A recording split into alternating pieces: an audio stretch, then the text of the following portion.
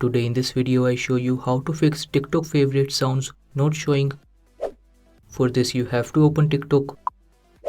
Now if you click on profile and then click on this favorite icon, click on sounds, then you will find your favorite sounds on TikTok. But if your favorite sounds are not showing, then you can try the methods that I am going to tell you.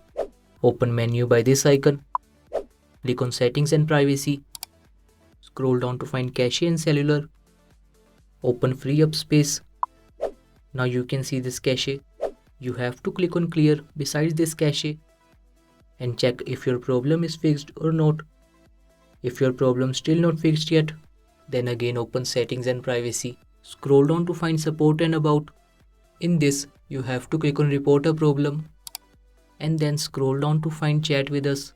Click on it and type your problem like this with the screenshot or screen recording of your problem. You can add photo and video by this plus icon. Now after sending a report, your problem will solve within 3 to 4 days.